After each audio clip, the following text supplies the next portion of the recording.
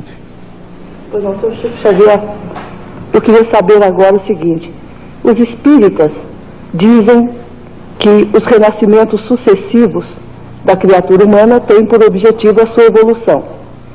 Outras correntes espiritualistas, como os teosofistas, os messiânicos, também dizem que nós estamos no limiar de uma era de grande beleza, a era de Aquário, em que a humanidade será muito mais feliz.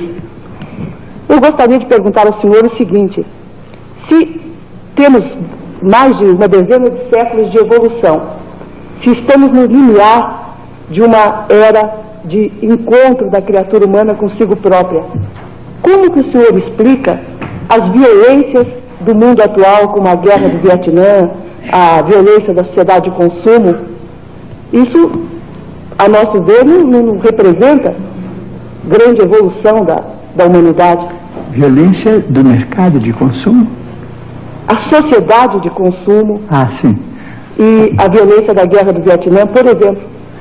Sim, nós, vamos dizer, esses fenômenos todos, diz o nosso Emmanuel que está presente, caracterizam mesmo o período de transformação em que nós nos encontramos. Diz ele: o nosso companheiro materialista dirá natureza, mas para nós os religiosos, natureza é sinônimo de manifestação de Deus.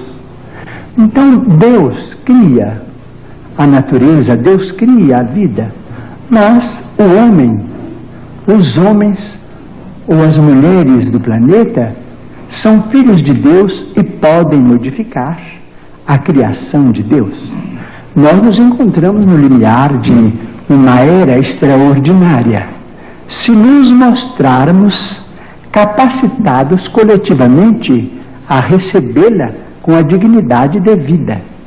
Se os países mais cultos do globo puderem suportar a pressão de seus próprios problemas, sem entrarem em choques destrutivos, como, por exemplo, guerras de extermínio que deixarão consequências imprevisíveis para nós todos no planeta, então veremos uma era extraordinariamente maravilhosa. A própria automação, diz ele, nos está dizendo que nós vamos ser aliviados ou quase que aposentados do trabalho mais rude no trato com o planeta para a educação da nossa vida mental, através de informações e do universo com proveito enorme, proveito incalculável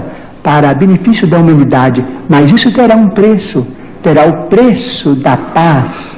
Se nós pudermos nos suportarmos uns aos outros, quando não nos pudermos amar uns aos outros, segundo os preceitos de Jesus, até que essa era prevaleça, provavelmente no próximo milênio. Não sabemos se no princípio, se no meados ou se no fim. O terceiro milênio nos promete maravilhas, mas se o homem, filho e herdeiro de Deus, também se mostrar digno dessas concessões.